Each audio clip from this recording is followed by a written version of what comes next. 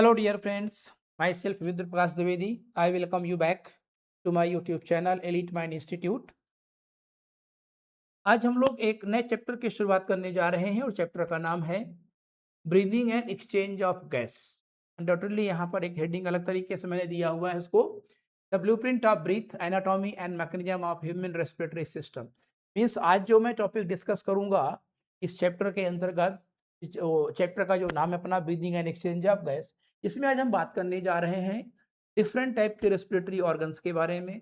जो different animals होते हैं उनमें किस तरीके के रेस्पिरेटरी ऑर्गन्स होते हैं, वो कैसे काम करते हैं, और साथ ही साथ हम ये भी बात करेंगे कि जो ह्यूमन का रेस्पिरेटरी सिस्टम है वो किन किन ऑर्गन से मिलकर के बना है और किस ऑर्गन का क्या रोल है उसमें, वो कैसे कैसे अपना रोल प्ले करते हैं। इन सब चीज़ों का आज हम लोग एक डिटेल स्टडी करने वाले हैं। तो बिना अपना समय वेस्ट किए हम लोग आज काम करने की शुरुआत करते हैं। ओके दोस्तों, अगर देखा जाए तो जितने भी लिविंग बींग्स होते हैं, इन लिविंग बींग्स को अपनी बेसिक मेटाबॉलिक एक्टिविटीज को परफॉर्म करने के लिए क्या चाहिए? एनर्जी चाहिए। सिंपल जैसे मान के चलिए, जो कोई एक मान लीजिए अपने पास कार है, अगर उस कार को हमें चलाना है तो कार को चलाने के लिए भी हमें एनर्जी चाहिए। अब उस एनर्जी में दो चीजें होती हैं, एक तो होता है फ्यूल और एक होता है पावर। देखिए, जो फ्यूल है वो तो पेट्रोल के फॉर्म में हो गया। अब वो जब वो बर्न होगा तब जाकर के कहीं पर उस फ्यूल के द्वारा हमारी कार आगे ड्राइव हो सकती है, आगे चल सकती है। तो अब उसको जरूरी बर्न करने के लिए हमें कुछ वहां पर चाहिए। तो बेसिकली क्या चाहिए? वहां पर चाहिए ऑक्सीजन। तो जिस प्रकार से किसी एक कार को चलाने के लिए फ्यूल प्लस ऑक्सीजन जरूरी होती है, तो फ्यूल पेट्रोल के फॉर्म में आ गया और जो ऑक्सीजन उसको पावर देने का काम करती है कि अगर ऑक्सीजन वहां पर अवेलेबल ना हो तो वो फ्यूल बर्न नहीं करेगा और जो इंजन की पावर है वो उसको नहीं मिल पाएगी।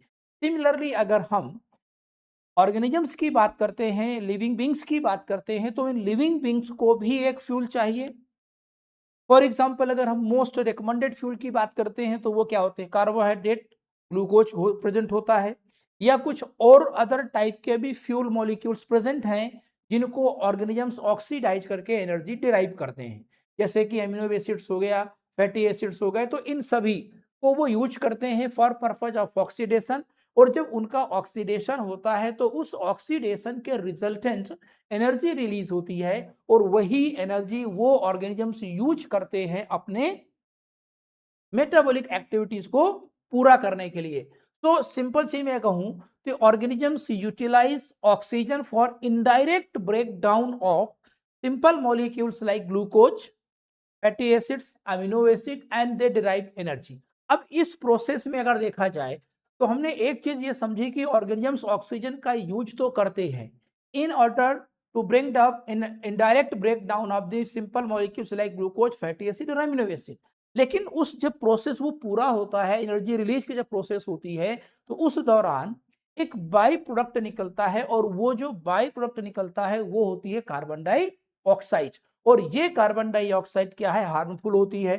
तो होता क्या है कि in one hand organisms intake atmospheric oxygen and release carbon dioxide produced by the body sales. तो एटमॉस्फेरिक ऑक्सीजन इनटेक हुई और CO2 जो सेल्स के द्वारा प्रोड्यूस्ड हुई है उसको रिलीज किया गया। तो ये कहते हैं कि एटमॉस्फेयर के और सेल्स के बीच में यहां पर एक्सचेंज ऑफ गैसेज हुआ, और वो एक्सचेंज ऑफ गैस ऑक्सीजन और दूसरा हुआ कार्बन डाइऑक्साइड। मीन्स कि यहां पर अगर हम मान के चलें कि हियर वी हैव एटमॉस्फेयर और यहां पर अपने पास क्या है? ये बॉडी सेल्स है। तो एटमॉस्फेरिक ऑक्सीजन कहां पर पहुंचती है? वो पहुंचती है बॉडी सेल्स तक, और बॉडी सेल्स में बनी हुई कार्बन डाइऑक्साइड कहां पहुंचती है? एटमॉस्फेयर। तो ये exchange of CO2 and oxygen between atmosphere and the body cell को हम नॉर्मली बोलते हैं ब्रीदिंग, या कह सकते हैं रेस्पिरेशन। लेकिन जो ब्रीदिंग और रेस्पिरेशन बहुत एक कह सकते हैं दोनों के बीच में एक बहुत लार्ज डिफरेंस है। बट नॉर्मल कॉमन मैन के लिए अगर देखा जाए तो वो रेस्पिरेशन ही समझता है, ब्रीदिंग भी उस चीज जो ज्यादा वो उस चीज को नहीं समझते हैं। तो अगर मैं कुछ एनसीईआरटी की भाषा में बात करूं, एनसीईआरटी के हिसाब से बात करूं, तो मैं यही कह सकता हूं कि exchange of atmospheric oxygen with CO2 produced by the body cells is called as breathing or commonly called as respiration. तो जो यहाँ कुछ दो लाइन में जैसे ऑक्सीजन यूटिलाइजेशन, कैसे कि जो organisms use oxygen to break down molecules like glucose, amino acids, fatty acids, क्या क्या ब्रेक करते हैं? ग्लूकोज, अमीनो एसिड्स और ये फैटी एसिड। किस लिए ब्रेक करते हैं? To release energy. तो break down of molecules like glucose, amino acid, fatty acid in presence of oxygen for purpose of release of energy. अब जब एनर्जी रिलीज की प्रोसेस हुई तो undoubtedly there is a production of a compound और कह सकते हैं molecule in the forms of a gas and that is carbon dioxide निकलती है। और ये जो कार्बन डाइऑक्साइड निकलती है हार्मफुल प्रोडक्ट होता है, तो इस हार्मफुल बाई प्रोडक्ट को बॉडी से एलिमिनेट भी करना पड़ेगा। तो इन अदर वर्ड्स अगर आप कहें तो जो एटमॉस्फेरिक ऑक्सीजन सेल्स तक आई, सेल्स में ऑक्सीडेशन हुआ और उस ऑक्सीडेशन से यहाँ पर CO2 प्रोड्यूस हुई और उस CO2 को वापस एटमॉस्फेयर में रिलीज कर दिया जाए। तो ये जो एक्सचेंज प्रोसेस होता है, इसी प्रोसेस को हम लोग ब्रीदिंग कहते हैं या commonly it is called as respiration. तो here the definition is breathing respiration, the exchange of oxygen and carbon dioxide is essential for cellular function। तो ये जो एक्सचेंज हो रहा है, फिर आगे हम बात करते हैं कि जो ऑर्गेनिजम्स होते हैं, क्या वो सभी के सभी ऑर्गेनिजम्स में ऑक्सीजन को इनटेक करने का या कार्बन डाइऑक्साइड को रिलीज करने का क्या सभी में एक सेम पैटर्न है, एक सेम मैकेनिज्म है? कैसा है? तो अगर हम बहुत एक को कह सकते हैं डीप एनालिसिस ऑफ इस लिविंग किंगडम की बात करें, तो वहां पर अगर हम केवल एनिमल डाइवर्सिटी की बात करते हैं तो एनिमल डाइवर्सिटी में भी अलग अलग तरीके के क्या होते हैं? रेस्पिरेटरी ऑर्गन्स मिलते हैं। और वो जो रेस्पिरेटरी ऑर्गन्स हैं वो ऑर्गेनिजम्स के हैबिटेट और उनकी बॉडी कॉम्प्लेक्सिटी पर डिपेंड होता है। ऐसा नहीं है कि एक सिंपल ऑर्गेनिज्म लाइक हम स्पंज की बात करते हैं और एक कॉम्प्लेक्स ऑर्गेनिज्म लाइक हम ह्यूमन बीइंग व्हेल की बात करें, तो क्या इन दोनों के रेस्पिरेटरी ऑर्गन सेम होंगे? क्या दोनों का mode of exchange of gas from the atmosphere and the body cell same होगा? ऐसा नहीं है। तो आज हम यही समझने वाले हैं कि ऑर्गेनिजम्स के बीच में और ऑर्गेनिजम्स और इन्वायरमेंट के बीच में जो एक्सचेंज ऑफ गैस चलता है वो किस किस तरीके से होता है, वहां कौन कौन से ऑर्गन इन्वॉल्व होते हैं। एक नॉर्मल अगर हम समराइज करने की कोशिश करते हैं तो अगर देखें कि जो मोड ऑफ रेस्पिरेशन है with respect to the requirement of organs for exchange of gas, वो दो तरीके का हो सकता है। एक उसमें होता है डायरेक्ट मोड ऑफ रेस्पिरेशन, और इस direct mode of respiration direct mode of exchange of हम गैस कहेंगे जहां पर कोई स्पेसिफिक ऑर्गन की जरूरत नहीं होती। रीजन इज दैट कि ऑर्गेनिजम्स लाइक स्पंजेस, सिलेंट्रेट्स, टिनोफोर्स और सम जो फ्लैटवर्म्स होते हैं, प्लेटीहेल्मिन्थ्स होते हैं, उनके केस में अगर देखें तो मोस्ट ऑफ दिस सेल कह सकते हैं कि all the body cells are in the direct contact of external atmosphere that is water. तो वाटर रिच में जो ऑक्सीजन होता है, this oxygen reaching into the body directly and into reaching to the directly into the every cells of the body, while carbon dioxide जो produce होती है वो directly body से बाहर एलिमिनेट हो जाती है। तो जहां पर किसी एक वेल डिफाइंड रेस्पिरेटरी ऑर्गन की जरूरत ना हो in order to bring about exchange of gas, here we said it is a direct mode of respiration which is being observe in sponges, coelenterates, ctenophores and flatworms. Flatworm की अगर बात करते हैं तो हम ये पढ़ते हैं कि मोस्ट ऑफ जो फ्लैटवर्म्स होते हैं वो एंडोपैरासिटिक होते हैं, और जो एंडोपैरासिटिक फॉर्म्स होते हैं उनमें जो मोड ऑफ रेस्पिरेशन होता है वो एनरोबिक होता है। मोड ऑफ रेस्पिरेशन एनरोबिक होने के पीछे का रीजन क्या है? जो ये फ्लैटवर्म है most of the time they remain attached some inside some organs of the body, like कुछ इंटेस्टाइन में अटैच्ड, इंटेस्टाइन की वॉल से अटैच्ड है, कुछ किसी दूसरी डक्ट में अटैच्ड है। तो अब अगर वो किसी ऑर्गन के ल्यूमेन के अंदर है, डक्ट के अंदर है, तो वहां पर क्या है कि फ्री ऑक्सीजन अवेलेबिलिटी नहीं है। हमारी बॉडी में जो भी ऑक्सीजन है वो कहां पर आई? पहले तो लंग्स में आई, और लंग्स में से ट्रांसफर हुई कहां पर? हीमोग्लोबिन के में, और हीमोग्लोबिन फिर उसको ट्रांसपोर्ट करता है डिफरेंट बॉडी सेल में। तो हमारी बॉडी में जो ऑक्सीजन है वो किसी भी बॉडी के ल्यूमेन में फ्री फॉर्म में अवेलेबल नहीं है। और अगर फ्री फॉर्म में ऑक्सीजन अवेलेबल नहीं है तो इन एनिमल्स को जो कि एंडोपैरासिटिक फ्लैटवर्म्स होते हैं, उन एंडोपैरासिटिक फ्लैटवर्म्स को भी फ्री ऑक्सीजन अवेलेबल नहीं हो पाती, और बिकॉज ऑफ दैट रीजन तो जो एंडोपैरासिटिक फ्लैटवर्म्स होते हैं उनमें एनारोबिक मोड ऑफ रेस्पिरेशन होता है डन, और that is why they don't need any sort of organ और structure that help in exchange of gas, क्योंकि जब एनारोबिक रेस्पिरेशन है तो फिर एक्सचेंज ऑफ गैस की वहां पर जरूरत ही नहीं है। दे simply undergo the anaerobic mechanism for the anaerobic breakdown the glucose or any other kind of molecule that can release energy for their metabolic activities. So direct mode of respiration, the direct mode of exchange of gas is that kind of exchange of gas where there is no requirement of any specialized organ for bringing about exchange of gas, that is oxygen from atmosphere and carbon dioxide produced by body cells. लेकिन अब जब complexity बढ़ती है तो complexity बढ़ने के साथ कुछ चीजें क्या होती हैं, तो ऑर्गेनिम्स की बॉडी की रिक्वायरमेंट भी ऑक्सीजन की ज्यादा हो जाती है, और जब ऑक्सीजन रिक्वायरमेंट ज्यादा होगी तो कोई एक ऐसा प्रॉपर ट्यूबुलर पाथवे हो, एक ऐसे कुछ other type of molecules respiratory pigment हो जो ऑक्सीजन को मैक्सिमम अमाउंट में उन बॉडी सेल्स तक पहुंचाने का काम कर सके। तो here we have the another mode of respiration जिसको हम लोग बोलते हैं indirect mode of respiration. In this case of indirect mode of respiration require specialised blood vessels are tubes to bring about transport of gases from one part of the body to another part of the body, means यहां पर जो exchange of gas है उसके लिए specific tubes या ducts या organs की जरूरत होती है, और एक स्पेसिफिक वेस्कुलर सिस्टम की भी जरूरत हो सकती है, सो दैट वही स्पेशलाइज्ड तरीके से वो जो गैस है, ऑक्सीजन है या कार्बन डाइऑक्साइड है, वो अपने डेस्टिनेशन तक ट्रांसपोर्ट की जा सकती हो। तो आई होप कि यहां तक क्लियर हो गया होगा। Once again we can revise this slide. The type कि organisms requires oxygen for indirect breakdown of simple molecules like glucose, fatty acids, amino acids. During the process, carbon dioxide produced. This carbon dioxide is a harmful gas. It has to be eliminated.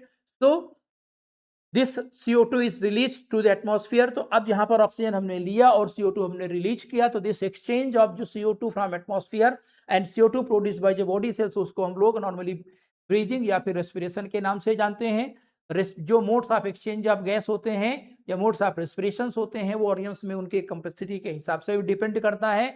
ऐसे organs जो mostly aquatic environment में रहते हैं, simple body organisation होता है, it में भी इधर सेलुलर और टिश्यू ऑर्गेनाइजेशन, तो उनके केस में direct exchange of gas with their body cells and outside water होता है। लेकिन जब कॉम्प्लेक्सिटी बढ़ती है तो फिर वहां पर एक स्पेशलाइज्ड रेस्पिरेटरी ऑर्गन्स की जरूरत होती है। और ये भी आपको बताते हैं अगले स्लाइड में कि जो रेस्पिरेटरी ऑर्गन्स होते हैं वो रेस्पिरेटरी ऑर्गन्स भी अलग अलग तरीके से काम करते हैं।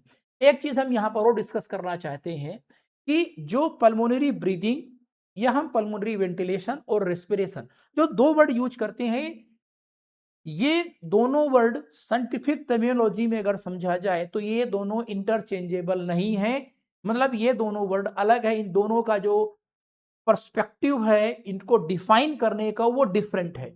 जो पल्मोनरी ब्रीदिंग है, सिंपली इसमें क्या होता है कि जो एटमॉस्फेरिक ऑक्सीजन है, this atmospheric oxygen brought into lungs, very clear, ये हुआ, and carbon dioxide produced by the body cell from lungs taking outside. तो ये बेसिकली क्या हुआ कि oxygen is coming inside the lungs and carbon dioxide going out of the lung. तो this is the breathing, exchange of atmospheric oxygen with CO2 produced by body cell. ये हुआ breathing या pulmonary ventilation, जिसमें कि air lungs के अंदर आती है और CO2 जो रिच एयर होती है वो लंग्स से बाहर जाती है। दूसरा वही हम रेस्पिरेशन की बात करते हैं तो होता क्या है कि ये जो ऑक्सीजन होती है, this oxygen is taken to body cells, ये बॉडी सेल्स में जाएगी, यहां पर पहुंची, कहां पर, ये बॉडी सेल्स में पहुंची, और बॉडी सेल्स में पहुंचने के बाद यहां पर जो ऑर्गेनिक फूड मॉलिक्यूल्स होते हैं या फ्यूल मॉलिक्यूल भी कह सकते हैं, ये जो फ्यूल मॉलिक्यूल्स होते हैं उनका क्या किया जाता है, यहां पर ऑक्सीडेशन होता है। फ्यूल मॉलिक्यूल्स का क्या होगा, ऑक्सीडेशन होगा। तो देखिए, जो रेस्पिरेशन जिसको हम लोग बोलते हैं, more precise it is intracellular respiration means the kind of mechanism that is taking place with in the cell, either in the cytoplasm और इनसाइड द माइटोकॉन्ड्रिया। वो अलग हम डिस्कस करते हैं कि वो एरोबिक है या एनारोबिक है, या जो सेलुलर रेस्पिरेशन चल रहा है उसका कौन सा पाथ चल रहा है, वो डिपेंड, वो या तो साइटोप्लाज्म में हो रहा होगा या तो माइटोकॉन्ड्रिया में हो रहा होगा।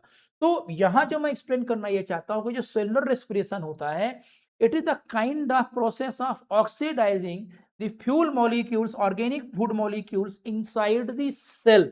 मींस ये सेल के अंदर होने वाली प्रोसेस होती है, और यहां पर लंग्स का इन्वॉल्वमेंट होता है, और यहां पर हर एक इंडिविजुअल सेल का इन्वॉल्वमेंट होता है। तो cellular respiration is not breathing, और breathing also is not cellular respiration. यहां पर केवल एक्सचेंज ऑफ ऑक्सीजन और CO2 होता है, यहां पर ऑक्सीजन का यूज होता है, CO2 का प्रोडक्शन होता है। यहां पर जो ऑक्सीजन आती है, यही ऑक्सीजन जो यहां लंग्स के अंदर आई हुई होती है, इसी ऑक्सीजन को पहुंचाते हैं कहां पर, बॉडी सेल्स तक पहुंचाते हैं। और इस ऑक्सीडेशन के प्रोसेस के रिजल्टेंट यहां क्या जनरेट होता है, कार्बन डाइऑक्साइड, और इस कार्बन डाइऑक्साइड को कहां, लंग्स में पहुंचाते हैं, और लंग्स से फिर इसको बाहर निकालते हैं। तो ऑक्सीजन के अंदर आने और CO2 के बाहर जाने के बीच में ये स्टेप होता है जहां पर ऑर्गेनिक मॉलिक्यूल्स का, फूड मॉलिक्यूल्स का, या सिंपल ऑर्गेनिक मॉलिक्यूल जो होते हैं ग्लूकोज, फैटी एसिड या एमिनो एसिड के फॉर्म में होते हैं, उनका ऑक्सीडेटिव ब्रेक डाउन होता है। डन। कुछ मेजर स्टेप्स होते हैं रेस्पिरेटरी मैकेनिज्म में। जैसे सबसे पहला स्टेप होता है पल्मोनरी वेंटिलेशन या ब्रीदिंग, जिसमें ऑक्सीजन रिच एयर अंदर आई और CO2 बाहर निकली। दूसरा स्टेप होता है एक्सचेंज ऑफ गैस, जो लंग्स में ऑक्सीजन आई हुई होती है उसको एल्वियोलाई से ट्रांसफर करके कहा, ब्लड में देते हैं, और ब्लड में प्रेजेंट जो CO2 होती है वो एल्वियोलाई में आती है। फिर इसके बाद गैस का ट्रांसपोर्ट, मतलब जो ऑक्सीजन रिच ब्लड होता है वो कहाँ जाता है, टिश्यू सेल्स तक जाता है, और टिश्यू सेल्स से प्रोड्यूस जो CO2 होती है वो लंग्स तक आती है, और एक बार फिर एक्सचेंज ऑफ गैस होगा। तो इस तरीके से यहाँ पर टोटल ये 5 स्टेप्स होते हैं। डन दोस्तों, चलिए आगे बढ़ते हैं बिना टाइम वेस्ट किए। अब यहाँ पर हम बात करने जा रहे हैं रेस्पिरेटरी ऑर्गन्स की। तो सबसे पहली चीज हम ये समझने की कोशिश करनी चाहिए कि जो रेस्पिरेटरी ऑर्गन्स होते हैं वो हर एक ऑर्गेनिज्म में एक समान नहीं होते, वो सभी के ऑर्गेनिज्म में अलग अलग तरीके से पाए जाते हैं, और वो बेसिकली डिपेंड करते हैं उनके किसके, उनके डिपेंड करते हैं वो दोस्तों, वो बेसिकली डिपेंड करता है उनके बॉडी कॉम्प्लेक्सिटी पर। जो जितना सिंपल ऑर्गेनिज्म होगा उसका मोड ऑफ रेस्पिरेशन या उसके रेस्पिरेटरी ऑर्गन उतने ही सिंपल होंगे। और साथ ही साथ ये एक चीज है बेसिकली, जो कह सकते हैं जो रेस्पिरेटरी ऑर्गन्स होते हैं वो दो मेन चीजों पर डिपेंड करते हैं। वो दो मेन चीजें होती हैं, उनका हैबिटेट और दूसरा उनका मोड ऑफ लाइफ, और दैट मीन हैबिटेट और साथ में उनकी बॉडी कॉम्प्लेक्सिटी की बात करते हैं। तो breathing pattern very different from organs primary depending upon their habitat and level of organisation. अगर सिंपल है तो they require simple type of organisations. Done. जैसे कॉम्प्लेक्सिटी बढ़ती चली जाएगी वैसे वैसे अदर रेस्पिरेटरी ऑर्गन्स उसमें इन्वॉल्व होते चले जाते हैं, उनका डेवलपमेंट होता चला जाता है।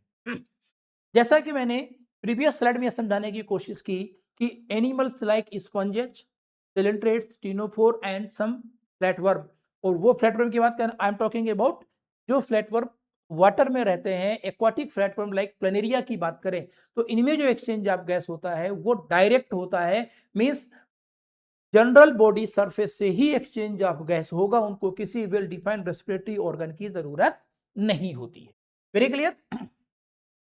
Now here we have the cuticular respiration, that is through cuticle air, skin के थ्रू। ये किस में होता है, अर्थम्स में होता है, एनिड मेंबर में पाया जाता है। Then tracheal respiration, the specific pattern of trachea and tracheoles होता है। वो ट्रैकिया और जो ट्रैक्यूल्स होते हैं, they taking directly oxygen to the body cells and taking CO2 from body cells. So tracheal respiration observe in case of the insect और terrestrial arthropod कह सकते हैं। ब्रेंकियल रेस्पिरेशन और रेस्पिरेशन बाय गिल्स, जो कि aquatic animals like aquatic arthropods हो गए, मोलस्कन्स हो गए, या क्रस्टेशियंस कह सकते हैं, एक्वाटिक आर्थ्रोपोड में ले लेंगे हम, मोलस्कन्स ले लेंगे। इसके अलावा इसमें फिश भी इन्वॉल्व होती हैं, और एम्फीबियंस की भी कुछ स्टेजेस में गिल्स के थ्रू रेस्पिरेशन होता है। जैसे कि इन केस ऑफ जो टेडपोल लार्वा फ्रॉग होता है, उस टेडपोल लार्वा फ्रॉग में भी जब से वो एक्वाटिक उसके एम्ब्रोनिक स्टेज होती है तो वो कंप्लीटली एक्वाटिक हैबिटेट में रहता है, और जब वो कंप्लीटली एक्वाटिक हैबिटेट में रहेगा तो वहां पर जो एक्सचेंज ऑफ गैस होगा उसके लिए जो ऑर्गन काम करता है वो होता है क्या, गिल्स होते हैं। और इसके बाद वो सभी animal those are adapted for 100% terrestrial habitat. Very clear, means इसके केस में रिप्टाइल्स आ गए, बर्ड्स हो गए और मेमल्स हो गए। इन सभी एनिमल में जो रेस्पिरेटरी ऑर्गन्स होते हैं, लंग्स होते हैं, मतलब दे गो फॉर पल्मोनरी रेस्पिरेशन और पल्मोनरी ब्रीदिंग करने का ये काम करते हैं। तो क्यूटिकुलर रेस्पिरेशन और रेस्पिरेशन थ्रू गिल्स, जहां पर exchange of gas skin, atmosphere और ब्लड के बीच में थ्रू हो रहा होता है, डायरेक्टली हो रहा। ट्रैकियल रेस्पिरेशन जो टेरेस्ट्रियल आर्थ्रोपोड्स हो गए, इंसेक्ट हो गए, उनमें मिलेगा, जहां पर ट्रेकिया और उसका ब्रांचिंग पैटर्न ट्रैक्यूल्स पाए जाते हैं। ट्रैक्यूल्स डायरेक्टली ऑक्सीजन को सेल्स तक पहुंचाते हैं और वहां से CO2 पिकअप करके लाते हैं। रिमेंबर, जो इंसेक्ट्स होते हैं या ऐसे एनिमल जिनमें रेस्पिरेटरी पिगमेंट नहीं प्रेजेंट है, जैसे कि ह्यूमन बीइंग में अगर हम हायर एनिमल का बात करते हैं तो वहां पर क्या प्रेजेंट होता है, हीमोग्लोबिन होता है। वो हीमोग्लोबिन ऑक्सीजन को पिकअप करता है और उस ऑक्सीजन को ले जाकर के कहा, सेल्स तक पहुंचाता है, वहां से CO2 को भी पिकअप करता है और लंग्स तक लाने का काम करता है, so that CO2 can be expelled outside. तो जो इंसेक्ट्स होते हैं या जो आर्थ्रोपोड्स होते हैं, ऐसे सभी एनिमल जिनके ब्लड में कोई भी रेस्पिरेटरी पिगमेंट नहीं होता है, उनका जो बॉडी फ्लूइड होता है, जिसको हम हीमोलिम्फ बोलते हैं, वो गैसेस ट्रांसपोर्ट में कोई भी रोल प्ले नहीं करेगा। जो ऑक्सीजन है वो ट्रैकियल, ट्रंक, देन ब्रोंकियोल से होते हुए डायरेक्टली सेल्स तक जाएगी और सेल्स की CO2 directly bronchioles and trachea then outside जाएगी। हीमोलिम्फ का या इनके ब्लड का एक्सचेंज ऑफ या ट्रांसपोर्ट ऑफ गैस में कोई भी role in case of insect नहीं होता है, या ऐसा कोई भी एनिमल जिसके ब्लड में कोई भी रेस्पिरेटरी पिगमेंट लाइक हीमोग्लोबिन जैसी चीजें नहीं होती हैं, वहां जो ट्रांसपोर्ट ऑफ गैस होता है वो डायरेक्ट होगा। हीमोग्लोबिन का कोई भी इन्वॉल्वमेंट नहीं होता है। जो बॉडी फ्लूइड होता है वो केवल एक्सक्रीटरी वेस्ट को ट्रांसपोर्ट कर सकता है एक ऑर्गन से दूसरे ऑर्गन की तरफ, या फिर वो न्यूट्रिएंट को ट्रांसपोर्ट कर सकता है, हार्मोन्स को ट्रांसपोर्ट कर सकता है, लेकिन किसी भी हालत में गैसियस ट्रांसपोर्ट नहीं करता है। And animal those use lungs, that mean उनमें पल्मोनरी वेंटिलेशन होता है, वो 100% टेरेस्ट्रियल लाइफ के लिए एडेप्टेड होते हैं। अब कोई अगर बाई चांस एनिमल ऐसा है जिसकी जो अलग अलग स्टेजेस अलग अलग हैबिटेट में होती हैं, जैसे अगर हम एग्जांपल यहां बात करते हैं किसकी, फ्रॉग की बात करते हैं, तो फ्रॉग एक ऐसा एनिमल है जिसके लाइफ की स्टेजेस अलग अलग हैबिटेट में हो सकती हैं। जैसे यहां पर आप देख रहे हो कि जिस समय फ्रॉग टैडपोल स्टेज में है तब क्या यूज कर रहा है, ये गिल्स यूज कर रहा है, मीन्स इसमें ब्रेंकियल रेस्पिरेशन होता है। और वहीं जब ये टैडपोल कन्वर्ट हुआ किसमें, एडल्ट फ्रॉग में कन्वर्ट हुआ। अब एडल्ट फ्रॉग में अनडाउटेडली लंग्स, तो अनडाउटेडली में रेस्पिरेटरी ऑर्गन्स होते हैं, लंग्स के अलावा यहां पर स्किन भी यूज होती है एज ए रेस्पिरेटरी ऑर्गन। तो जब एडल्ट फ्रॉग है उसमें क्यूटेनियस रेस्पिरेशन कब कब होगा ये भी हमें समझना यहां पर जरूरी है। और वो क्यों अब एक चीज ये भी समझनी पड़ेगी उसके पहले कि स्किन किन किन कंडीशंस में या स्किन में ऐसी कौन सी प्रॉपर्टीज होनी चाहिए so that it can behave as a respiratory organ. तो दोस्तों ये याद रखिएगा, कोई भी respiratory surface that is working as a site of exchange of gas, it should be thin, moist by the mucus and should be highly vascularized।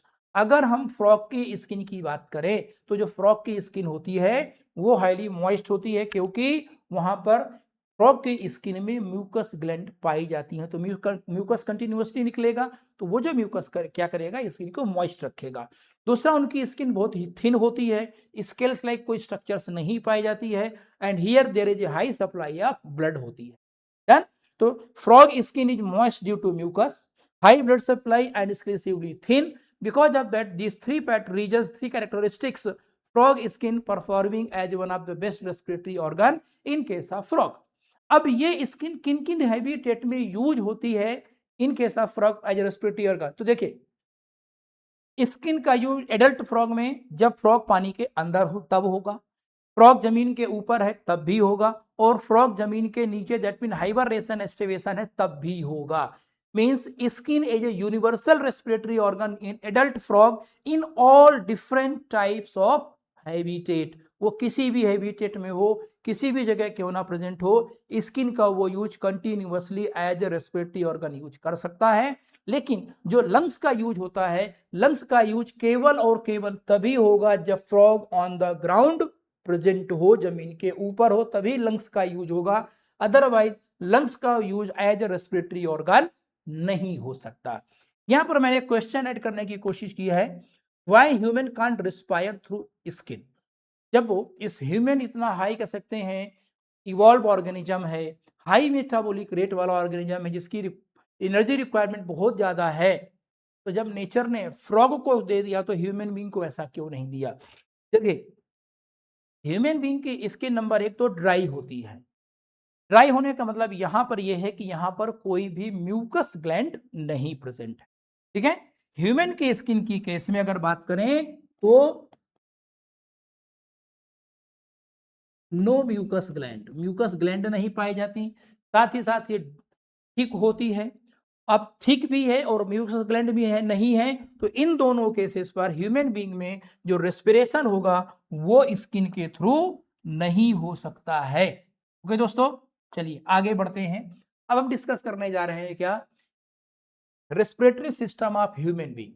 तो ये human का respiratory system start from external nostril which further open into the nasal chamber, then open into the internal nares nasopharynx, the area where the pharynx का वो area जहां पर internal नेयर्स की opening होती है, then pharynx, glottis, larynx, trachea, bronchi, respiratory, ये सब total मिलाकर के ह्यूमन का रेस्पिरेटरी सिस्टम बनता है। और उस ह्यूमन का रेस्पिरेटरी सिस्टम, जैसे अगर हम मानते हैं ह्यूमन का रेस्पिरेटरी सिस्टम क्या कहते हैं, लंग्स कहते हैं। तो लंग्स बेसिकली क्या है, तो दोस्तों branching pattern from bronchi till alveoli. अब ब्रोंकाई टिल एल्वियोलाई, देखिए सबसे पहले तो यहां पर मैं स्टार्ट कर रहा हूं ट्रैकिया से। Here we have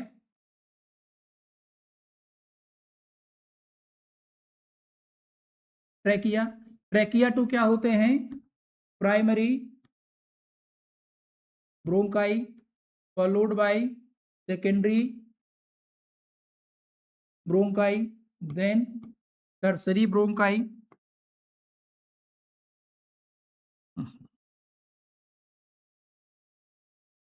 tertiary bronchi, then initial bronchiole,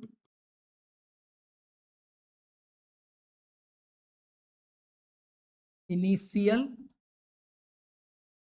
bronchiole,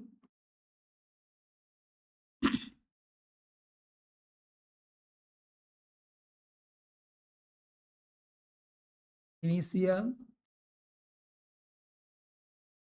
bronchioles followed by terminal bronchioles,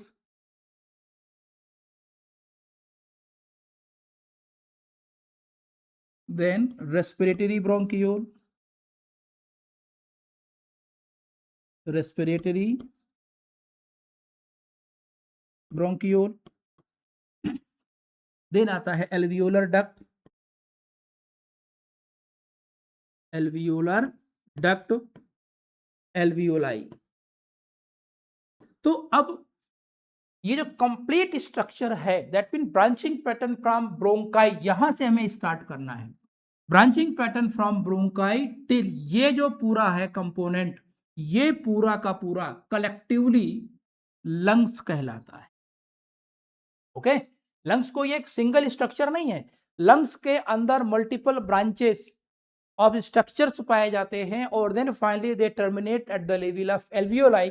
तो ब्रांचिंग पैटर्न ऑफ ब्रोंकाई, ठीक है, starting from bronchi and terminating at the level of alveoli, उसके बीच में जितना सभी स्ट्रक्चर्स आती हैं उन सभी को मिला के हम लंग्स कहते हैं।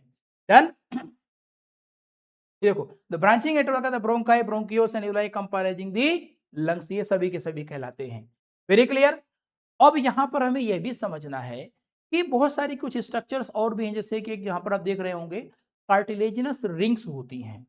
कार्टिलेजिनस जो रिंग्स होती है वो यहाँ पर समझ लो सिंपल कहां से है, ट्रैकिया से लेकर के कहां तक प्रेजेंट है, इनिशियल ब्रोंक्यूल्स तक पाए जाते हैं। मैं आगे के टॉपिक्स में इसको भी डिस्कस करूंगा कि ये कार्टिलेजिनस रिंग्स किस टाइप की कार्टिलेज की बनी होती है, कैसा इनका शेप होता है और ये क्या काम करते हैं। ठीक है, तो ह्यूमन रेस्पिरेटरी सिस्टम में नॉर्मल हम अब डिवीजन यहां पर देखते हैं। चलिए आगे बढ़ते हैं। तो अगर हम ह्यूमन रेस्पिरेटरी सिस्टम में सबसे पहले बात करने जा रहे हैं नोज की। नोज में अगर देखा जाए तो नोज में बेसिकली 3 मेन रीजन होते हैं। जो सबसे टर्मिनल रीजन होता है ये वाला region, this is called as vestibular region. Then बीच में आता है रेस्पिरेटरी रीजन और लास्ट में यहां पर ये वाला एरिया आता है ओल्फैक्टरी रीजन। ये इतने और ये हो गया कौन सा, वेस्टिब्यूलर रीजन होता है। Vestibular region, respiratory region and olfactory region, ये 3 रीजन पाए जाते हैं हमारे नेजल चेंबर में नोज के लेवल पर। जो वेस्टिब्यूलर रीजन है वो सबसे टिप वाला पोर्शन होता है और ये स्किन के डेरिवेशन से बनता है।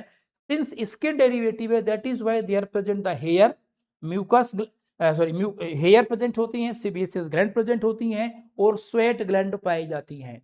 और ये जो एरिया होता है लार्ज पार्टिकुलेट मैटर जो एयर में होते हैं उनको ट्रैप करने का काम करता है। देन आता है रेस्पिरेटरी रीजन जो आगे के पीछे का पोर्शन हो गया, जहां बीच में नेजल सेप्टम पाया जाता है और यहां पर जो टिश्यू प्रेजेंट होता है वो होता है pseudo stratified ciliated columnar glandular epithelium. मतलब जो स्यूडो स्ट्रेटिफाइड है, सेल्स सिलिएटेड है, ग्लैंड पर म्यूकस ग्लैंड पाई जाती है और वहां पर सिलिया भी प्रेजेंट होते हैं। And finally the olfactory region, the posterior most होता है ऑल्फैक्टरी रीजन। और ये जो फाइनल जो लास्ट में प्रेजेंट होता है कौन सा अपने पास, ये ऑल्फैक्टरी रीजन होता है। यहाँ पर सेंसरी न्यूरॉन्स हैविंग एक स्ट्रक्चर होती है जिसका नाम होता है Schneiderian membrane and this Schneiderian membrane is responsible for detecting smell of the chemical present around us. जैसे भी कोई हम परफ्यूम यूज करते हैं तो उसकी जो फ्रेग्रेंस होती है, तो होता क्या है कि जब वो हम परफ्यूम यूज करेंगे तो उसके जो केमिकल होंगे वो एयर में डिजोल्व होंगे।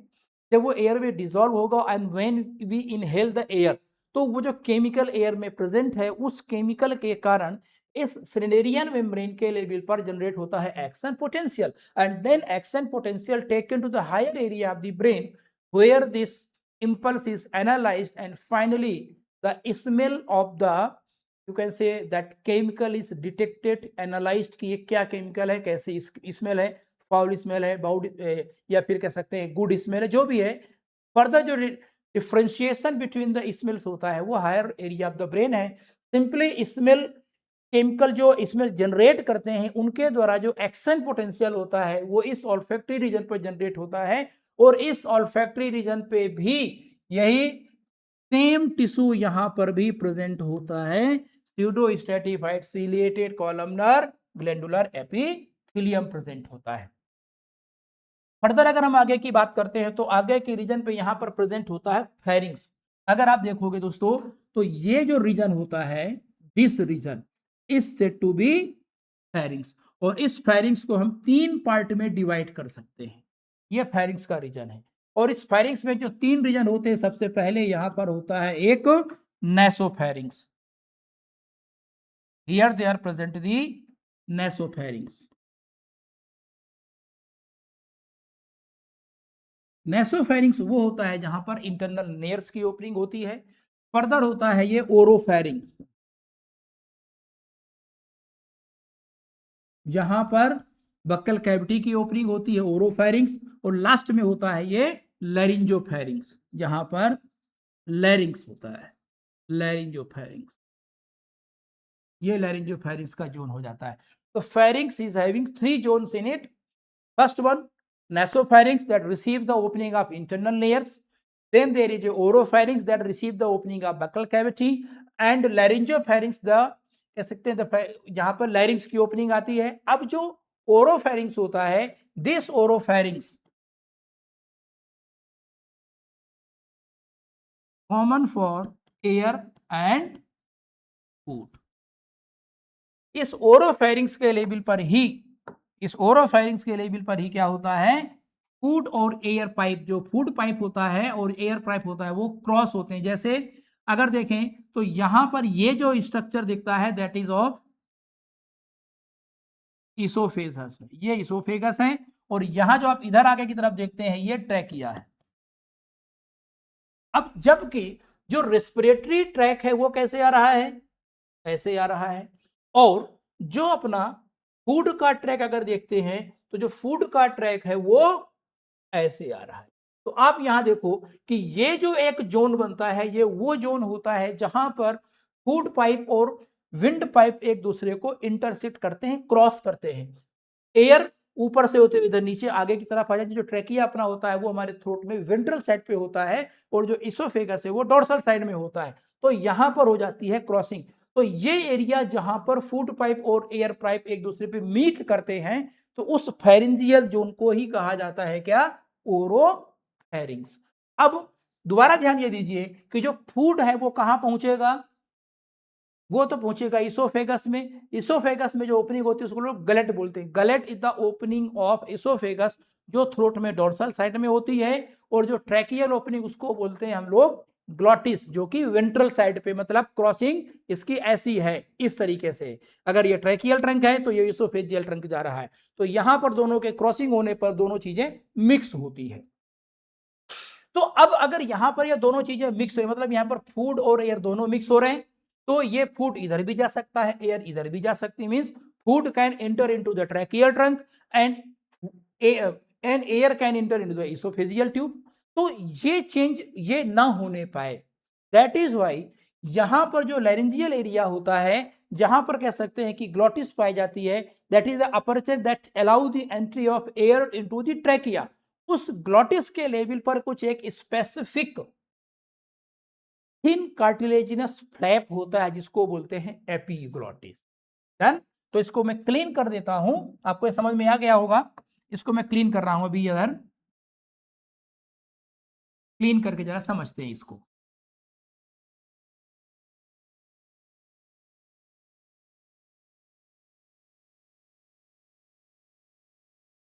चलिए ये समझने की कोशिश करते हैं। तो सिंपल सी चीज है, अगर मैं देखूं तो ये लिखा मैंने फूड। अब ये फूड बक्कल कैविटी से होते हुए कहां जा रहा है, इसोफेगस में जा रहा है। इधर ये फूड आया, डन। और दूसरा अपने पास क्या प्रेजेंट है, एयर। ये एयर है, और एयर नेसोफेरिंग्स से होते हुए ओरोफेरिंग्स आई, और ओरोफेरिंग्स से होते हुए कहां पहुंची, ये ट्रैकिया में आ गई। तो यहां पर ये आ गई एयर। अब यहां पर आपको क्लियर कट दिखाई दे रहा है कि ये जो ओरोफेरिंजियल एरिया होता है, इस ओरोफेरिंजियल एरिया में दोनों क्रॉस करते हैं। और यहां पर ये जो आप ओपनिंग देखते हैं इसको बोलते हैं हम लोग क्या, ग्लॉटिस है। ये ग्लॉटिस की प्रेजेंस है। अब अगर फूड गलती से बाई चांस कहां पर आ जाए, ट्रैकियल ट्रंक में, तो ट्रैकियल ट्रंक की ऑक्लूजन हो सकता है या ब्लॉक हो सकता है, और हमारी ब्रीदिंग रुक सकती है। और अगर ब्रीदिंग रुक गई तो पर्सन की डेथ हो सकती है। तो नेचर ने एक ऐसा सिस्टम प्रोवाइड किया कि during सॉलोइंग food should not inter into the tracheal trunk. तो जो ओपनिंग ऑफ ट्रैकियल ट्रंक या लैरिंजियल स्ट्रक्चर होता है, इसको हम लोग ग्लॉटिस बोलते हैं। इस ग्लॉटिस को एक काइटिनेट थिन कार्टिलेजिनस, या कह सकते हैं इलास्टिक कार्टिलेज की बनी हुई थिन स्ट्रक्चर, फ्लैट स्ट्रक्चर होती है, इसको बोलते हैं एपीग्लॉटिस। ये एपीग्लॉटिस क्या करता है, जिस समय हम फूड को सोलो करते हैं तो ये एपीग्लॉटिस क्या करता है, इस ग्लॉटिस को ब्लॉक कर देता है। अब जो फूड होगा वो कहां चला जाएगा, इसोफेजियल ट्रंक में चला जाएगा, और उस समय हम ब्रीथ इन या ब्रीथ आउट नहीं करते हैं। Means when we swallow food, at that time the glottis is closed by thin flat cartilaginous structure known as epiglottis. In this way, food is being prevented to enter into the tracheal trunk. और by chance कभी कभी अगर by chance हम लीजिए food को सॉलो करने वाले होते हैं, और उस समय अगर हम बोल देते हैं तो फूड या वाटर फिर ट्रैकियल ट्रंक में जाता है, and in that case there is a abrupt reflex action start होती है in order to expel that particulate matter of the food and water forcefully outside. वो माउथ से भी बाहर आता है और नोज से भी बाहर आता है, and this is a kind of reflex action. क्योंकि अगर ये ट्रैकियल ट्रंक हमारा ब्लॉक हो जाए तो we are not able to inhale and exhale outside. और अगर कोई नॉर्मल पर्सन, जी मान लीजिए कि कोई एक बहुत जिसने बहुत कोई योगा या कह सकते हैं योगा एक्सरसाइज नहीं किया या ब्रीदिंग एक्सरसाइज नहीं किया हुआ है, जो लॉन्ग टाइम तक अपने एयर को होल्ड नहीं कर सकते। तो नॉर्मल अगर देखें तो कोई पर्सन 30 सेकेंड मैक्सिमम 60 सेकेंड तक ही अपनी एयर को होल्ड कर सकता है। और अगर यहाँ पर फुट का ऑक्लूजन हो जाए, फुट फंस जाए, खाना फंस जाए, तो फिर सरवाइव करना मुश्किल है। तो here one thing is very much clear कि epiglottis is cartilaginous flap that is thin, thick नहीं हो गया। देखिए एनसीईआरटी में थिन वर्ड लिखा है, तो thin cartilaginous flap known as epiglottis brings the closure of glottis in order to prevent the entry of food and any other kind of water or food particulate matter into कहां पर glottis और you can say trachea में enter करने से रोकता है। चलिए आगे बढ़ते हैं। अब एक स्ट्रक्चर था अपने पास, क्या आती है, लैरिंग्स आती है। लैरिंग्स को कभी कभी कहते हैं एक्सटेंडेड पार्ट ऑफ ट्रेकिया भी बोल देते हैं, एक्सटेंडेड पार्ट ऑफ ट्रेकिया। लैरिंग्स को नॉर्मल चीज देखा जाए तो it is the structure that help in voice production, ठीक है। तो लैरिंग्स इज कार्टिलेजिनस बॉक्स है, फैसिलिटेट साउंड प्रोडक्शन, और दैट इज वाई लैरिंग्स को अब क्या बोलते हैं, वॉइस बॉक्स बोलते हैं या फिर साउंड बॉक्स के नाम से जाना जाता है। इसको वॉइस बॉक्स बोला जाता है। The structure that help in producing sound और वॉइस। एंड ये जो स्ट्रक्चर है लैरिंग्स है, ये मल्टीपल कार्टिलेज से मिलके बनती है। और मोस्ट प्रोमिनेंट जो कार्टिलेज टाइप ऑफ कार्टिलेज यहाँ पर प्रेजेंट होता है वो होता है हैलाइन कार्टिलेज होता है। जैसे कि इसमें एक थायराइड कार्टिलेज प्रेजेंट होगी, एरिथ्मोइड कार्टिलेज होगी, कार्टिलेज ऑफ सेंटोरिनी प्रेजेंट है और क्रिकोइड कार्टिलेज है। थायराइड कार्टिलेज अनपेयर्ड है, क्रिकोइड कार्टिलेज अनपेयर्ड है, जबकि एरिटिनोइड एंड जो कार्टिलेज ऑफ सेंटोरिनी होती है ये पेयर्ड होती है। ये थायराइड कार्टिलेज एल्डोस्टेरोन हार्मोन की प्रेजेंस में, thyroid cartilage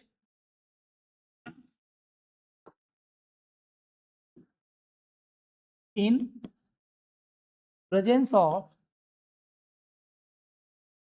androgens makes Adam's apple. आपने नाम सुना होगा एडम्स एप्पल का ना।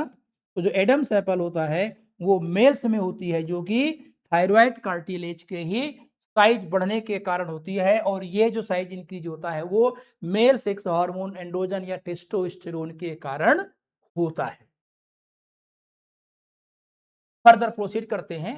तो इस लैरिंग्स के अंदर, वॉइस बॉक्स के अंदर दो टाइप के कुछ फिलामेंटस स्ट्रक्चर्स होते हैं, और उनमें से दो टाइप में एक वन पेयर सुपीरियर होता है, वन पेयर इंफीरियर होता है, और इनको बोलते हैं वोकल कॉर्ड्स या, ठीक है, इनको वोकल कॉर्ड बोला जाता है।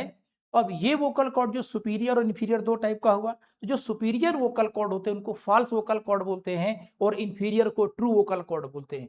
जो फॉल्स वोकल कॉर्ड होते हैं ये साउंड प्रोडक्शन में इनका रोल नहीं होता है, ये सिर्फ ट्रू वोकल कॉर्ड को मॉइस्चर प्रोवाइड कराने का काम करते हैं। जबकि जो ट्रू वोकल कॉर्ड होते हैं यही साउंड प्रोडक्शन में यूज होते हैं।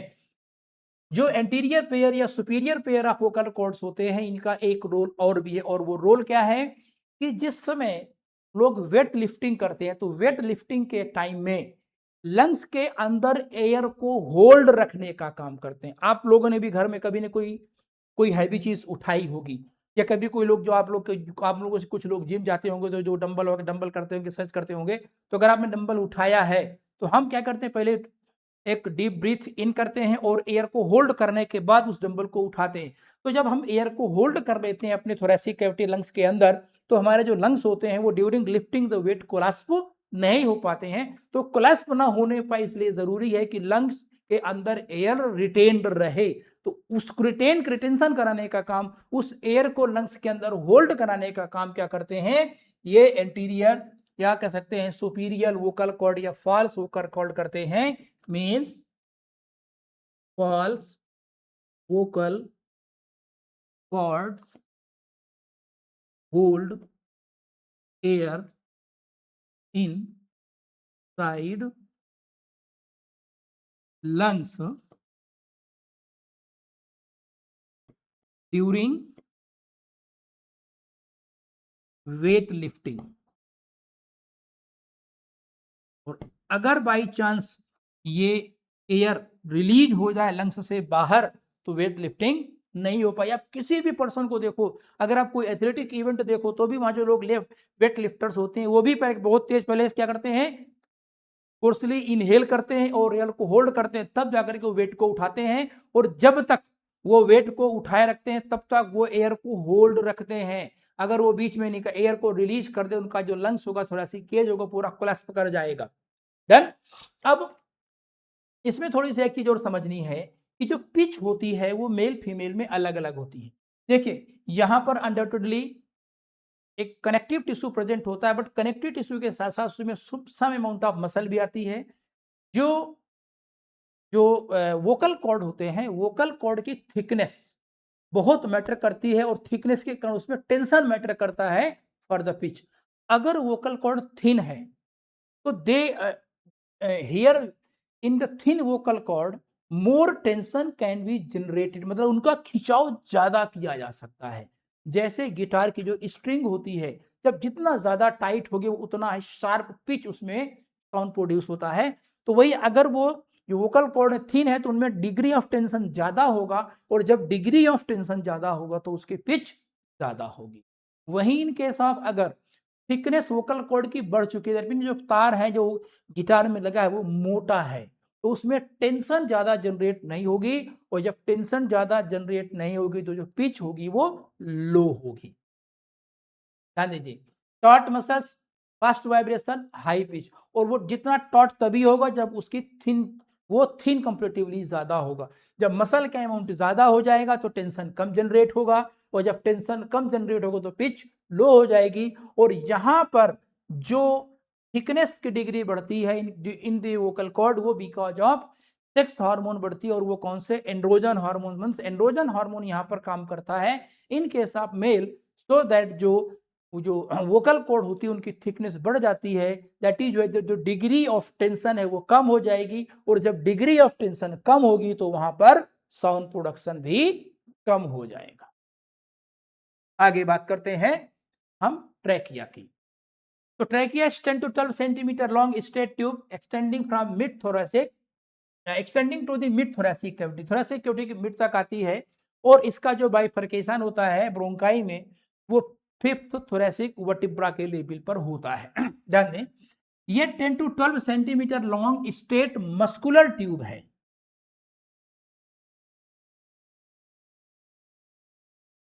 मस्कुलर ट्यूब है, और मस्कुलर ट्यूब होने के साथ साथ ये कोलैस्प हो सकती है if no air present in it, मतलब इसके ल्यूमेन में अगर एयर नहीं है तो ये जो ट्रैकिया होगा वो कोलैप्स कर जाएगा, और अगर ट्रैकिया कोलैप्स पर गया तो थोड़ी दोबारा ब्रीदिंग रिस्टोर नहीं हो सकती है। कोलैप्स जैसे मान के चलिए, जैसे साइकिल कोई एक ट्यूब होता है, जब तक उस ट्यूब में हवा भरी हुई है वो प्रॉपरली काम करता रहता है, लेकिन जैसे उसकी हवा बाहर निकलती है तो वो कोलैप्स कर जाता है, और फिर हम कभी उसमें मुंह से हवा नहीं भर पाते। हम हवा उसमें तभी भर सकते हैं दोबारा से, उसको हम तभी उसके टायर को इन्फ्लेट कर सकते हैं जब उसमें हम हाई प्रेशर से एयर डालने की कोशिश करते हैं। तो ट्रैकिया और इवन आगे का जो फर्दर ब्रांचिंग पैटर्न है टिल इनिशियल ब्रोंकियोल तक, वहां तक यहां पर क्या है कि जो कोलेस्ट्रॉल कंडीशन होती है, और कोलेस्ट्रॉल कंडीशन अगर होगी तो वो कोलेस्ट्रॉल ना होने पाए when air not present in them, तो उसको बचाने के लिए यहां पर प्रेजेंट होते हैं कार्टिलेजिनस रिंग्स। ये आप रिंग लाइक स्ट्रक्चर देखते हैं तो ये पाई जाती है। अब ये रिंग कैसी है, सी शेप है। सी शेप ऐसे बनता है, अगर मैं इसको मोर प्रिसाइज प्रेजेंस की बात करूं तो ये ऐसा होता है। अब ये कैसा है, देखिए सिंपल सी चीज है, ये जो हमने ट्रैकिया यहां पर ड्रॉ किया हुआ है, ये ट्रैकिया का मैंने बनाया है वेंट्रल साइड।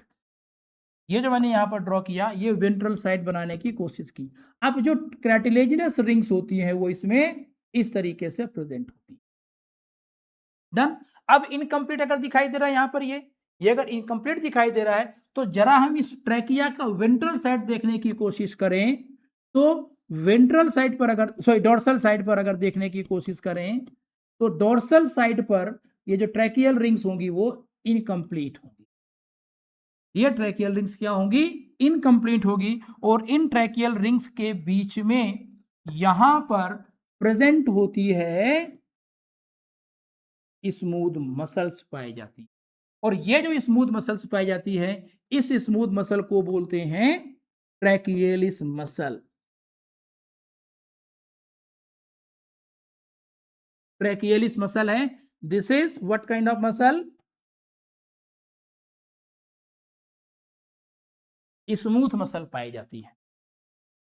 तो अनडाउटेडली ट्रैकिया का तो काम क्या हो गया, या सॉरी ट्रैकिया का काम एयर वायर कंडक्ट कराना, और उसमें प्रेजेंट जो कार्टिलेजिनस रिंग्स है इनका काम हो गया ट्रैकिया को कोलैप्स होने से बचाना, या वो सभी zone starting from trachea till initial bronchiole जहां तक कार्टिलेजिनस रिंग्स पाई जाती हैं उनको कोलैप्स होने से जो बचाने का काम है वो कौन करता है, ये कार्टिलेजिनस रिंग्स करती है।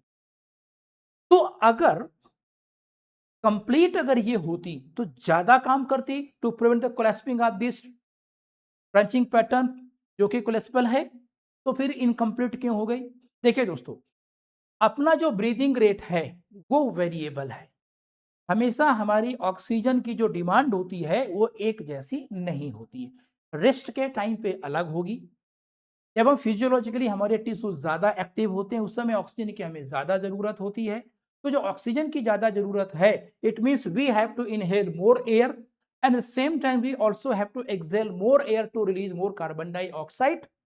तो ये जरूरी है कि फिर जो ट्रैकियल ट्रंक है, ब्रोंकियल ट्रंक है, जो ब्रोंकियल ट्री पूरा है, दैट मीन फ्रॉम कह सकते हैं ट्रैकिया से लेकर के इनिशियल ब्रोंकियल तक, उन सब का डायमीटर भी वेरिएबल होना चाहिए। जब नॉर्मल फिजियोलॉजिकल कंडीशंस है तो नॉर्मल जैसे अभी है वैसा रहेगा, लेकिन अगर फिजियोलॉजिकल अपनी बॉडी की एक्टिविटी बढ़ी तो मान लीजिए नॉर्मल टाइम, ये नॉर्मल ल्यूमेन किसी ट्रैकिया के ब्रोंकाई को मैंने रिप्रेजेंट किया है।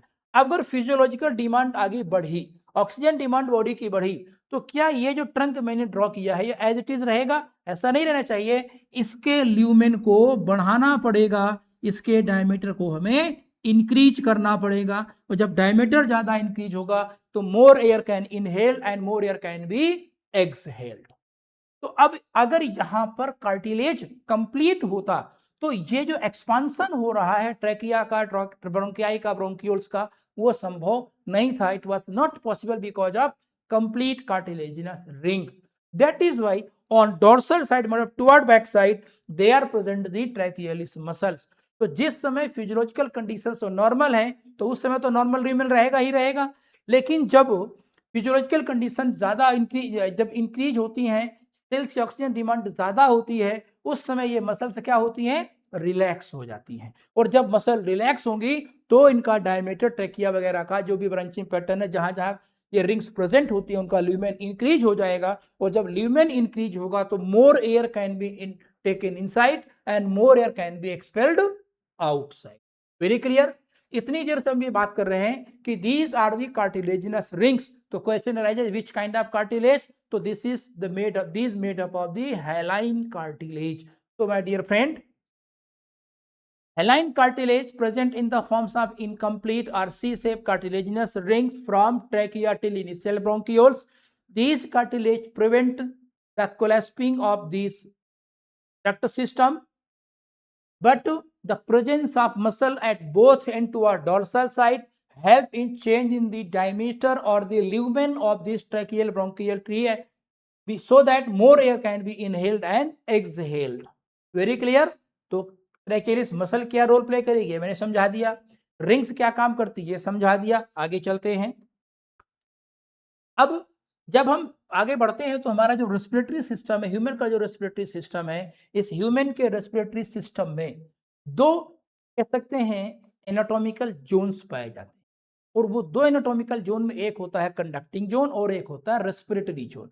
कंडक्टिंग जोन वो जोन होता है जहां पर एक्सचेंज ऑफ गैस नहीं होती, सिंपली वो एयर को एटमॉस्फेयर से लेकर के लंग्स तक पहुंचाने में सपोर्ट करेगा, या उस जगह तक पहुंचाने का सपोर्ट करेगा जहां पर इनिशियल एक्सचेंज ऑफ गैस होता है, जिसको हम लंग्स ही कह सकते हैं, या फिर वो कार्बन डाइऑक्साइड को exchange surface say that is alveoli से लेकर के बाहर लाने का काम करेगा।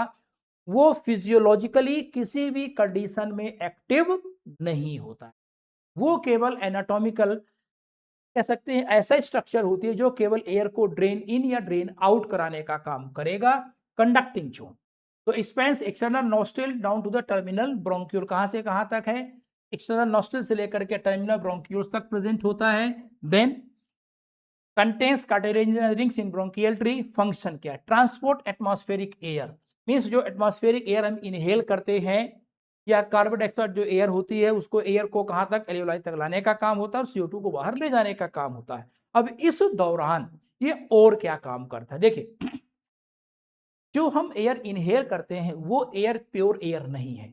It has abundance amount of particulate matters, साथ ही साथ उसमें बहुत सारे माइक्रोब्स वायरस भी हो सकते हैं। एयर का जो टेम्परेचर है वो एटमॉस्फेयर के हिसाब से होगा। हमारी बॉडी का टेम्परेचर कितना रहता है? आइडियली 37 डिग्री सेंटीग्रेड है।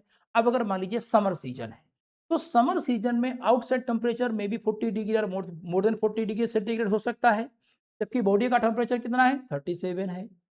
अब हॉट एयर अगर लंग्स में जाएगी तो वार्मिंग इंपैक्ट होगा।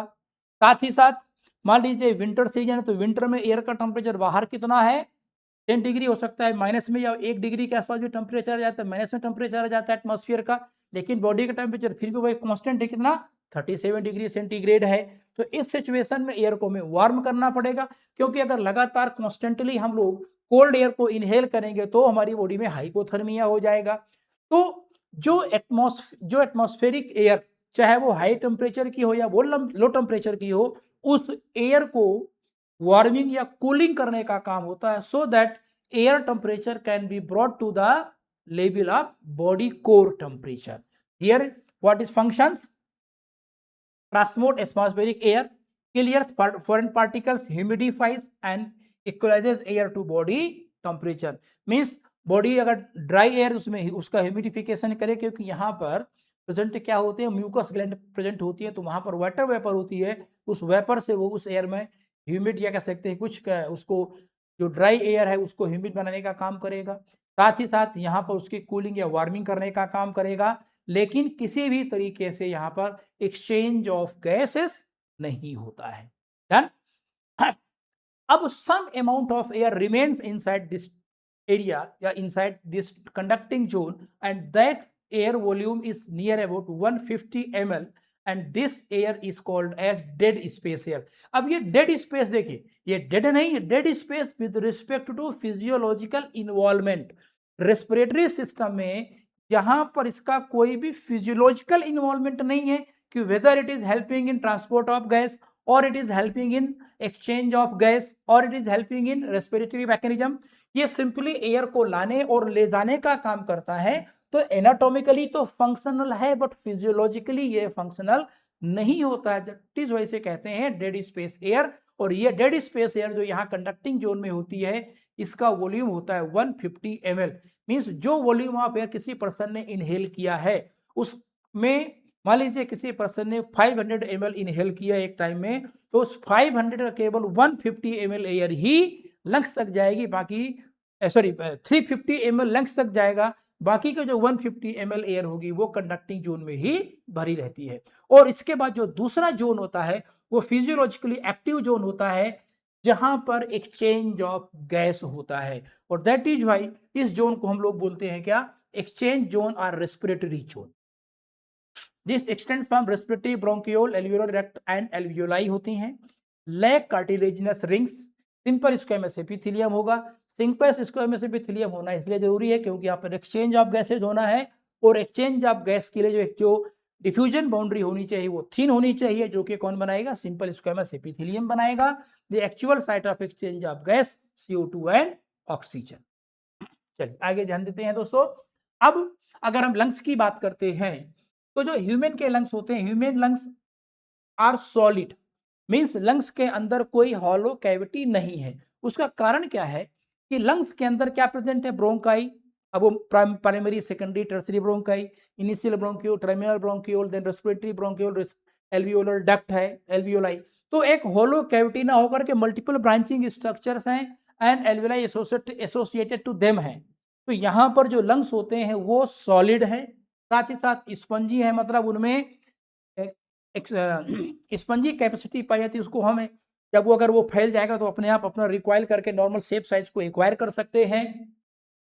सेंट्रल कैविटी नहीं पाई जाती है और लंग्स में किसी भी टाइप की मसल्स नहीं पाई जाती। Remember, lungs have know kind of any sort of muscle like weather it is skeletal, smooth और कार्डियक। कार्डियक तो वैसे भी वो स्पेशली वो हार्ट पे प्रेजेंट है, लेकिन अदर स्केलेटल या स्मूथ में से किसी भी टाइप की कोई भी मसल नहीं पाई जाती।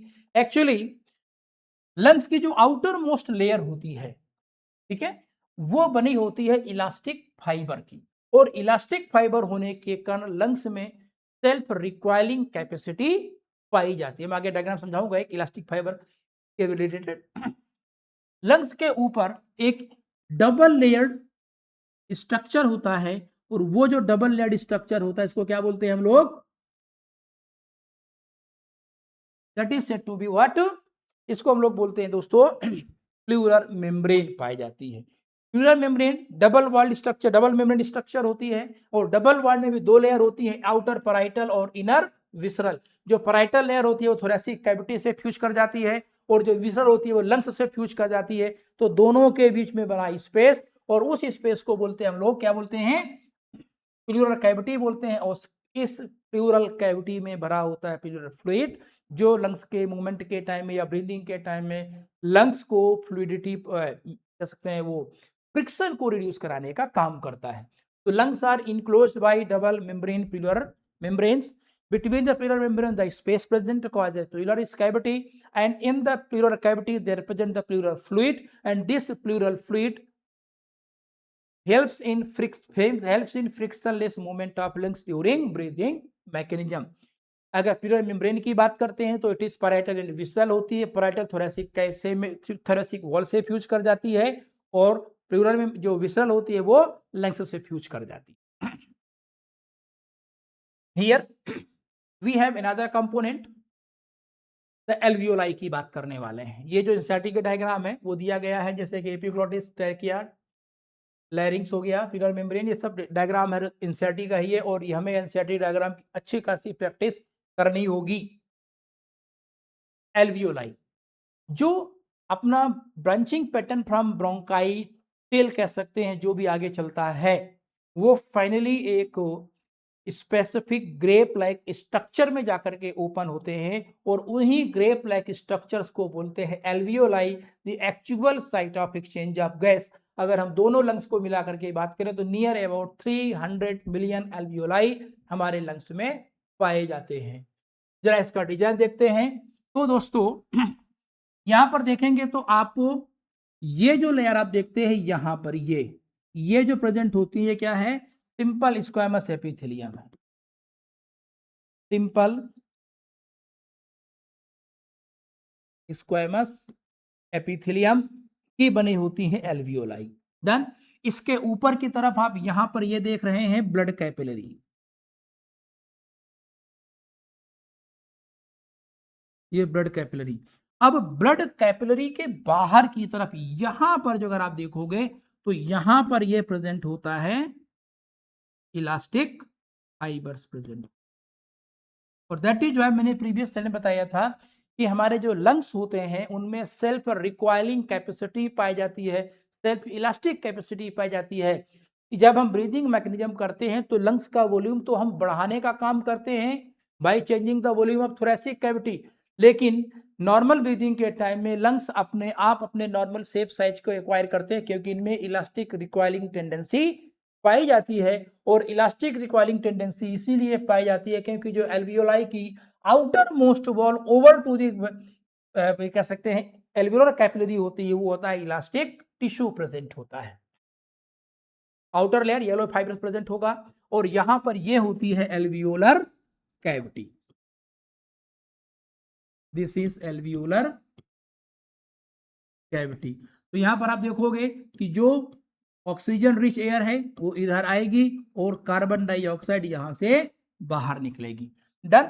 अब इस एल्वियोलाई में बेसिकली अगर एल्वियोलाई की वॉल की बात करते हैं तो two different type of cell पाई जाती हैं। Out of 90% and more present होती है न्यूमोसाइट टाइप 1। यहां पर देखो दो टाइप की मैंने सेल्स लिखी हैं। तो आउट ऑफ द न्यूमोसाइट यहां पर जो जो एल्वियोलाई की वॉल बनाने का काम करती है, यहां पर दो टाइप की सेल्स उनको बोलते हैं न्यूमोसाइट्स। और न्यूमोसाइट टाइप 1 और न्यूमोसाइट टाइप 2। जो न्यूमोसाइट टाइप 1 होती है, these are basically meant for making diffusion boundary and especially they are made up of exclusively simple epithelial cell, simple squamous epithelial cell, while जो pneumocyte type 2 है, these are somewhat cuboidal shaped cells and being cuboidal shaped cell they have secretory activity, they continuously produce a substance that is phospholipid, जिसको बोलते हैं lung surfactant निकलता है। वो lung surfactant हमारे lungs का, हमारी एल्वियोलाई का सरफेस टेंशन कम करके रखता है, क्योंकि अगर सरफेस टेंशन बढ़ जाएगा तो हमारे जो एल्वियोलाई हैं वो कोलैप्स कर जाएंगे और कोलैप्स कंडीशन में ब्रीदिंग पॉसिबल नहीं है। तो in order to prevention the self collapsing of alveoli, it is necessary that their surface tension must be very low, and this reduction in surface tension brought by lecithin or lung surfactant, a kind of phospholipid secreted by pneumocyte type 2 cells. इसके अलावा they are present some type of phagocytics जिनको हम dust cell के नाम से जानते हैं, वो पाई जाती हैं, and these alveoli are the main site of exchange of gas over here done. Outer mostly अगर अभी कभी एल्वियोलाई की पूछी जाती है, लंग्स की पूछी जाती है, तो इट इज इलास्टिक टिश्यू, और this is elastic tissue which help in development of recoiling tendency in the lungs during normal expiration. चलिए नेक्स्ट, थोरैसिक केज। अपने जो लंग्स होते हैं, lungs are enclose in the thoracic cavity और thoracic cage, और ये जो थोरैसिक केज है डॉर्सली किसका बना है? बैकबोन का, वेंट्रली स्टर्नम का, लेटरली रिब्स का, और पोस्टीरियरली किसका बनता है? डायाफ्राम का। तो अगर हम एंटीरियरली बात करते हैं तो यहाँ पर क्लेविकल और थ्रोट का एरिया आ जाता है। तो द कंसेप्ट बिकॉज मेमेनियन lungs lack muscles, breathing require an anatomical air tight box. Yes, जो हमारे लंग्स होते हैं, लंग्स में मसल्स तो है नहीं, तो वो ना तो अपने आप एक्सपांड हो सकते हैं, हाँ इलास्टिक टिश्यू है तो नॉर्मली अपने शेप को एक्वायर जरूर कर सकते हैं, इलास्टिक रिक्वायरिंग हो सकती है लेकिन एक्सपांड अपने आप नहीं कर सकते। तो फिर हमें कोई एक ऐसा कह सकते हैं स्ट्रक्चर चाहिए, एक ऐसा बॉक्स चाहिए कि अगर उस बॉक्स के वॉल्यूम में कोई चेंज हो तो वो लंग्स के वॉल्यूम में भी चेंज रिफ्लेक्ट होना चाहिए, and that is why our thoracic cavity is completely airtight box. In our lungs air cannot enter except this respiratory trunk. इसके अलावा और कहीं से एयर, कान से, ठीक है, मुंह से, या फिर मुंह से तो वैसे जाती है, और मुंह से भी जाएगी तो फाइनली हमारा जो माउथ बक्कल कैविटी क्या खुलता है?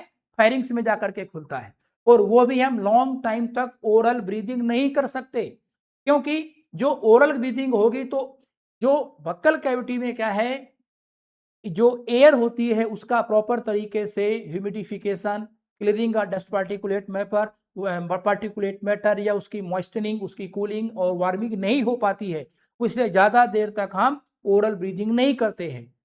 तो अगर कह दे कि नाक बंद कर लिया जाए, मुंह बंद कर लिया, तो कान से क्या हम ब्रीदिंग कर सकते हैं? कान से नहीं हो सकती है।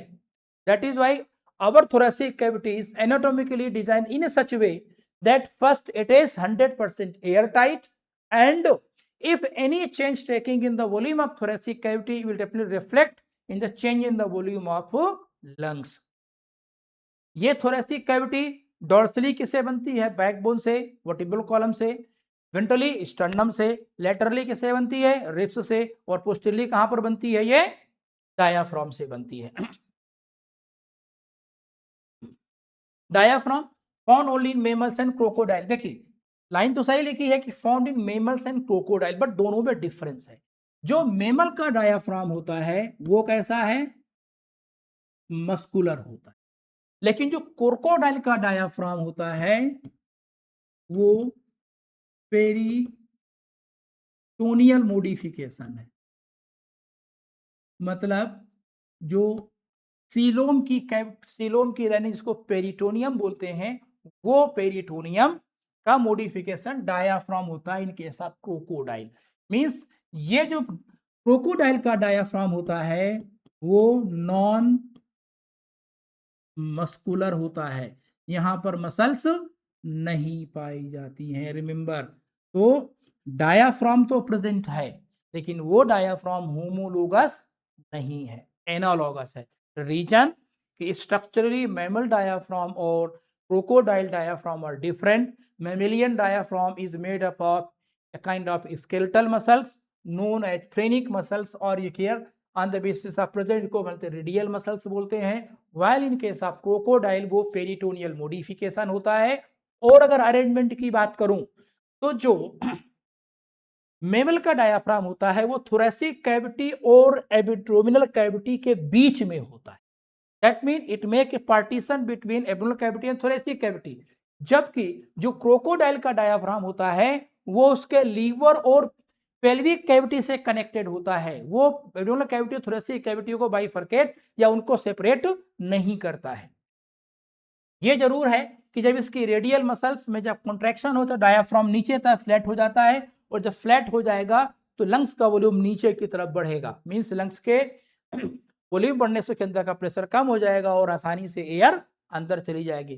सिमिलरली रिब्स की अगर बात करें तो रिब्स के बीच में पाई जाती हैं दो टाइप की मसल, एक्सटर्नल इंटरकोस्टल मसल और इंटरनल इंटरकोस्टल मसल।